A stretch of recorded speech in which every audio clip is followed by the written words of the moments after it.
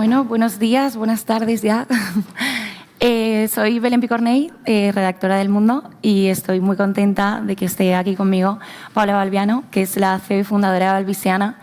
Y sobre todo estoy contenta porque no es la típica historia de emprendimiento que nos salta en un reel de Instagram. Ella, como que tú estabas destinada, ¿no?, a otra cosa y cambiaste tu rumbo totalmente. Sí.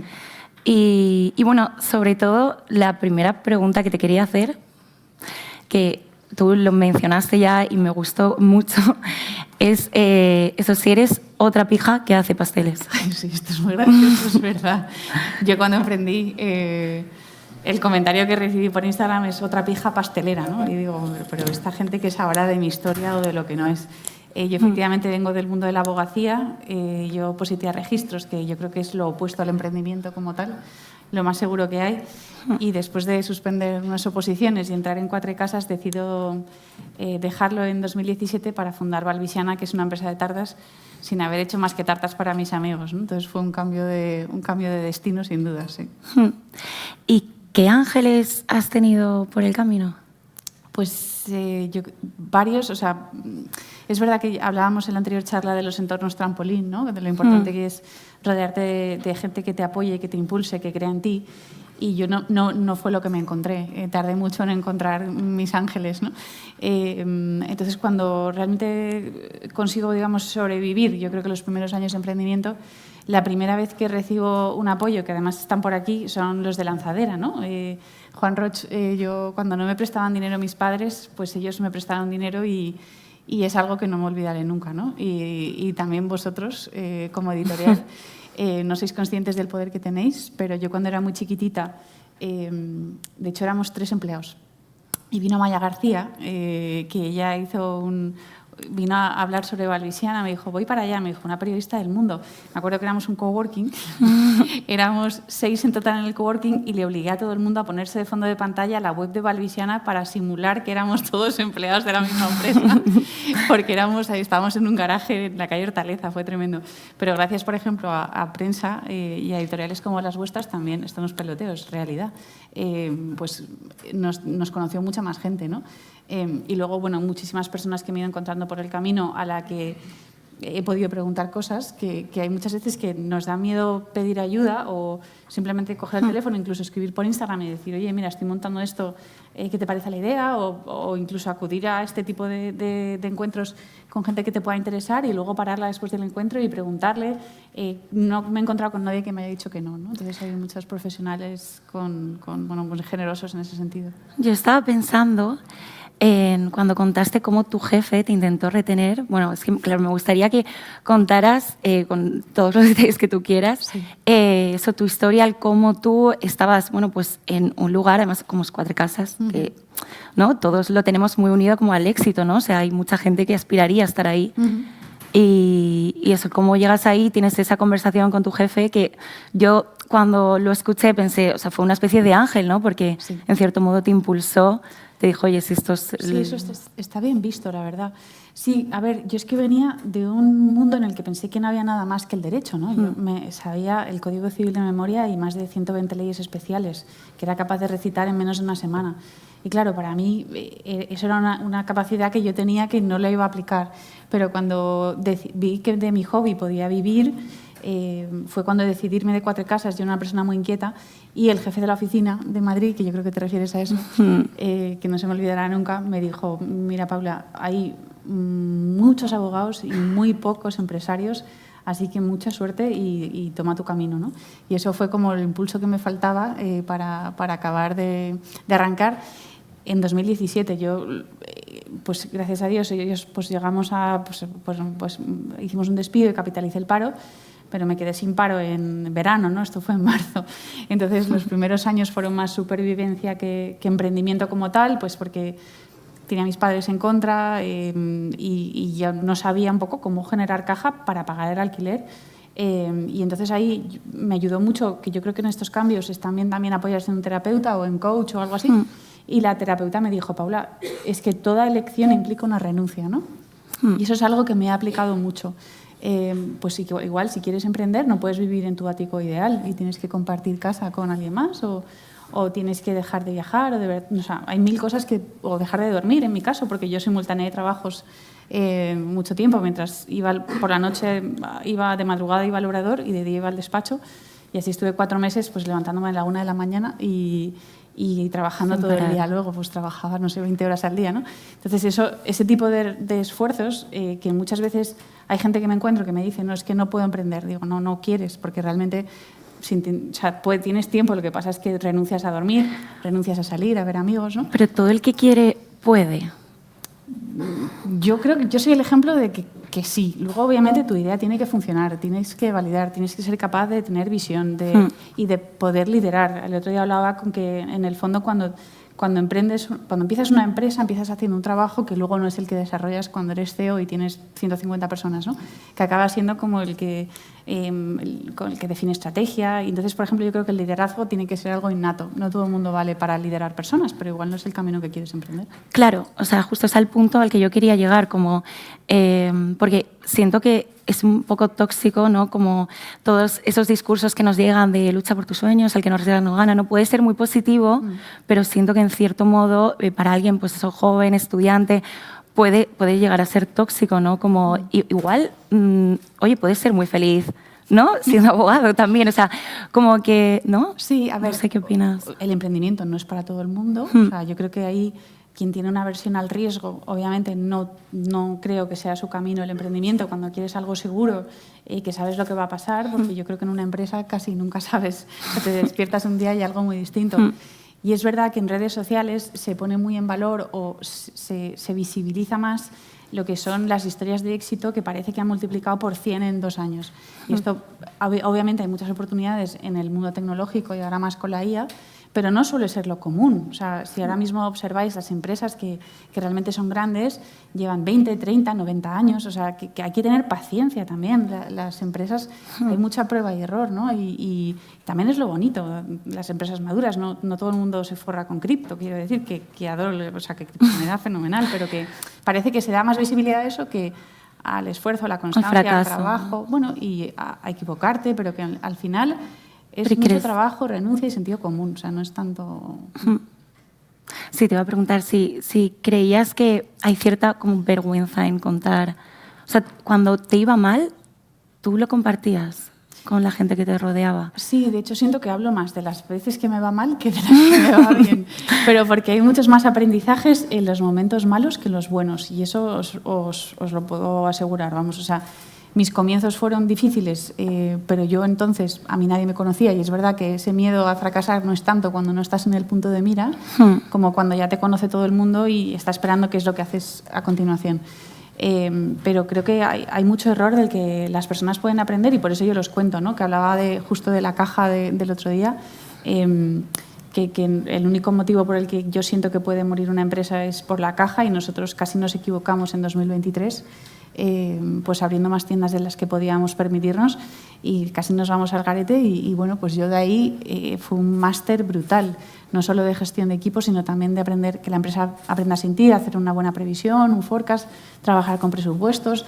No sé, yo sí lo comparto mucho, no sé, es verdad que a todo lo pasado es más fácil. Sí. Por ahí me da la sensación de que delegas poco. Sí, no. O sea, o estás muy presente. No sé si es que delegas poco, pero es como, o sea, Balbisiana eres tú y muchas veces también incluso eres muy generosa en el sentido de que igual otra persona que se dedica a hacer pasteles, pues dice, oye, o sea, que tiene una pastelería, millones, tienes muchas, pero quiero decir que compartes de repente una receta de galletas, ¿no? Sí. Como que cuidas mucho a tus seguidores, ¿no? Sí, o sea, en redes sí estoy muy presente. Fíjate que por poner un poco en contexto, o sea, nosotros cuando pasó el 2023, en realidad, también lo he contado muchas veces, que esto puede pasar, fue porque falleció mi madre y falleció estando yo, o sea, ella estaba bien, entramos en el hospital, le hicieron una prueba y se murió, o sea, y estaba yo, o sea, una cosa súper traumática. Y tuve un shock postraumático que me duró 5 meses. Y los shocks postraumáticos, yo espero que nadie lo haya vivido, pero estás como en una nube que yo no entendía ni un presupuesto, ni la nueva, no entendía nada. Entonces, claro, ahí fueron 5 meses donde yo no estuve en la empresa y casi nos vamos al garete. Pero ¿qué me hizo a mí? Decidir que tenía que montar un equipo que yo fuese capaz de irme 6 meses y que allí no pasase nada. Y eso es lo que yo estoy súper orgullosa de decir que hoy en día sí tenemos. Las redes sociales no, son parte mía, obviamente, pero si yo quisiese estar un mes fuera, las redes seguirían funcionando. Y ese es otro de los peligros que yo creo que se hacen en muchas empresas, que el fundador está demasiado metido en todo y al final eso hace que ahogues un poco y ahora yo ya no sé. ¿Qué caterings hacemos? O sea, el otro día, pues la directora general de Cartier en un evento, pues os pedimos un catering y yo pensando, pues es que no me enteré, o sea, es que no lo sé con quién. Y eso en el fondo me alegra porque digo, qué gusto, ¿no? Que en el fondo sé lo que pasa, pero no, o sea, me llega lo importante y eso es algo que hemos trabajado mucho y de los que estoy orgullosa. Sí. ¿Y cómo has vivido...? Claro, porque, bueno, lo has sacado tú el tema de lo de tu madre, sí, lo siento mucho. Pero como, o sea, cuando estás como tan mal, ¿cómo hiciste para dar como un paso atrás? O sea, ¿necesitaste ayuda psicológica? ¿Crees que en esos momentos es sano el pedir ayuda? Sí, bueno, con pastillas, la verdad. O sea, si te digo, me tuve que tomar unas pastillas que son mágicas y que ayudan a cualquiera en un momento difícil. Las recomiendo, ya las he dejado, pero sí, me dediqué. O sea, en el fondo creo que lo que he dicho, ¿no? El pedir ayuda, en apoyarte en gente, en profesionales de la salud mental, pues es maravilloso. Y antes, cuando eso estaba pensando mucho en ti, pensaba, ¿qué prejuicios, aparte ¿no? del tema otra pija, qué tal, qué prejuicios tienen sobre ti y cuáles son verdad o mentira? Mira, esto que voy a decir puede sonar atópico, pero en 2017 no había tanta visibilidad sobre la mujer en la empresa. Ahora mismo está súper visibilizado. Hay este tipo de foros que son maravillosos para poner en contexto ejemplos y tener referentes, pero me faltaban referentes y luego yo llegaba a muchos obradores, que es un mundo un poco hostil y de hombres, porque llegas a una nave ahí y está el típico señor que lleva 40 años haciendo tartas y dice, ¿tú qué quieres, niña? Pues ese tipo de cosas me han pasado, o sea, de decir... porque eres mujer y joven, como que no parece que no vas a ser... Sí, pero es que me los encontré, o sea, es que es así. Ahora mismo ya no, o sea, ahora mismo es casi lo contrario, porque hemos dado tanta visibilidad al emprendimiento femenino que creo que muchas más mujeres se animan a emprender y es otra película. Pero hace 10 años casi que fue eso, era muy difícil decirle, no, de verdad, yo esto lo voy a hacer, acompáñame. Soy válida, ¿no? Pero no, es como, pero tú que, anda, móntate, me decían, tú lo que tienes que hacer es montarte una tiendecita pequeña y ponerte a... Y yo, bueno... Pues, pulseritas, ¿no? Sí, pulseritas, exacto. Entonces, ¿Y en quién te inspiraste? Porque claro, esa falta de referentes, mujeres... Mira, es que como empecé Balbisiana casi por gusto, o sea, no empecé con Balbisiana con una idea de decir, venga, voy a montar la pastelería de referente en Madrid y vamos... No, fue como, voy a empezar a hacer tartas porque es lo que me gusta y a ver qué pasa, ¿no?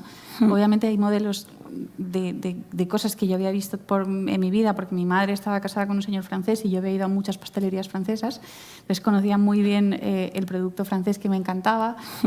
O sea, hemos viajado mucho probando muchas cosas, ¿no? En Londres también, Fortune & Masons me encanta, pero de repente pues, el lazo que llevan nuestras cajas es igual que el de Jo Malone, que era la colonia que yo usaba, ¿no?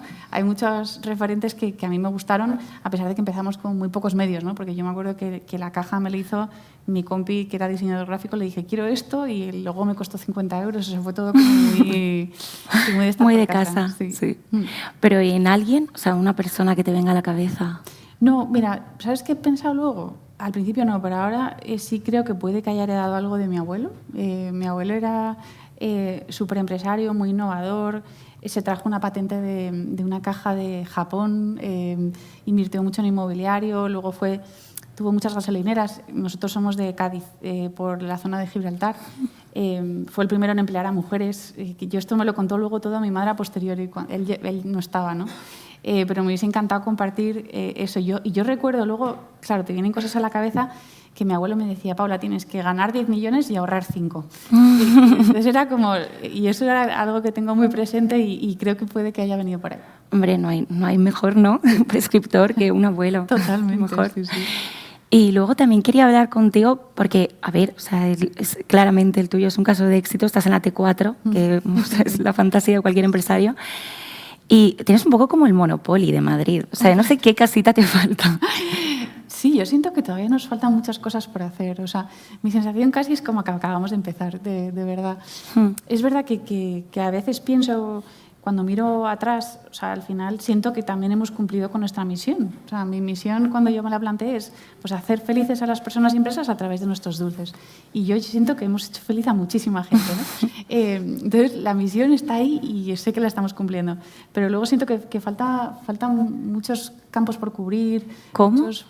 ¿Hay algún sueño que tengas en mente como me encantaría que esto ocurriese como a Valvisiana? largo plazo, yo creo que Valvisiana merece estar fuera de España. O sea, Starbucks, de repente, Valvisiana. No, porque mira, Starbucks yo creo que por una parte ha perdido el alma, ¿no? Que yo he escuchado muchos podcasts de su fundador y es un modelo muy distinto. O sea, creo que tiene que estar mucho más cuidada la experiencia. Nosotros no hemos franquiciado nunca ni quiero hacerlo, pero siento que es un modelo que podría funcionar fuera de España y que el mundo como que se merece conocerlo, ¿no? Y pertenecer a ese mundo Valvisiana. Bueno, pues no sé si quieres hablar. O sea, a mí me gustaría, porque también pensándolo, digo, yo si viniera aquí a escuchar charlas y todo eso, me gustaría que alguien me hablase como, pues eso, como te pudo pasar a ti. O sea, de repente, si estoy perdida, me falta mi motivación, no sé si estoy estudiando realmente lo que me apasiona. Eso, lo que te hablaba de los inputs que recibimos, de busca tu propio camino, tal como de salirse un poco. No sé qué te dirías, porque igual es muy complicado, ¿no?, hablar a un prototipo de estudiante o de persona que...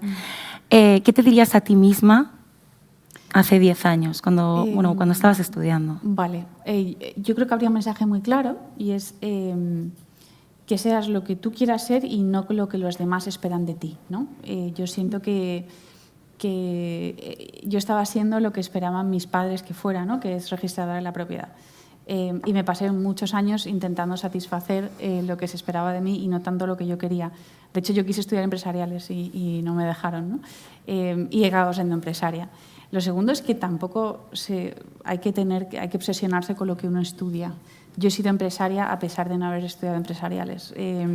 Cualquier formación es buena, universitaria, para lo que luego puedes desarrollar y algo te llevas de lo que has hecho, ¿no? A mí ahora negociar contratos se me da fenomenal y es, pues mira, eso que me ahorra la asesoría jurídica. Y un buen contrato te salva de muchas historias, ¿no?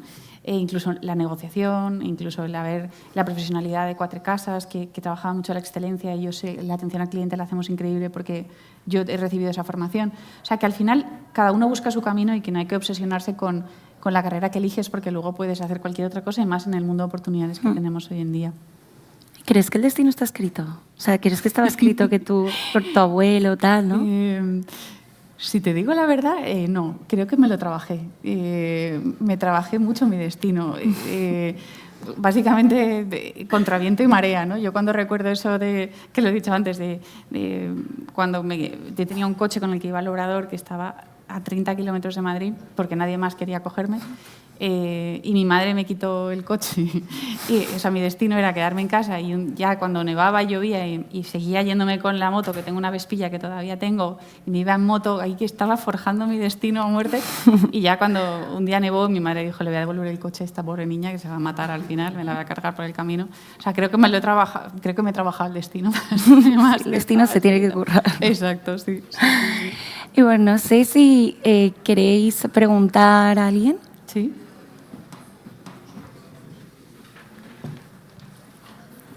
Hola.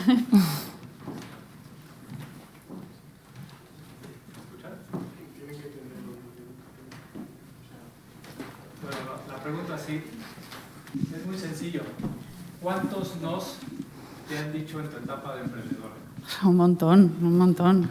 Sí, lo que pasa es que yo, o sea, nunca me, o sea, me dio igual, vamos. O sea, de hecho, yo recuerdo que cuando llegué a la primera cadena de restauración, fui con fotos de Pinterest, o sea, que es que eran mentira. Yo esas tartas no las había hecho nunca, ¿no? Pero pensé, si yo me lo creo, él también. O sea, entonces, al final es creer en uno mismo y este obrador no me quiere, me voy al siguiente, y este no me quiere, me voy al siguiente. Y de hecho, el primer obrador con el que me dijo que sí, era un obrador que yo ahí ya, verdad, que no sé ni cómo tenían registro sanitario. Y ese obrador chiquitín ahora tiene una nave enorme, ¿no? Y yo también les ayudé a crecer. O sea, que cuando la gente confía en ti, luego hay que devolverlo, pero muchos no. Si queréis, vamos en orden. Sí, venga. Sí, consejos para alguien que emprende para no tirar la toalla en esos momentos críticos que crees que ya no es más. Sí. Sí.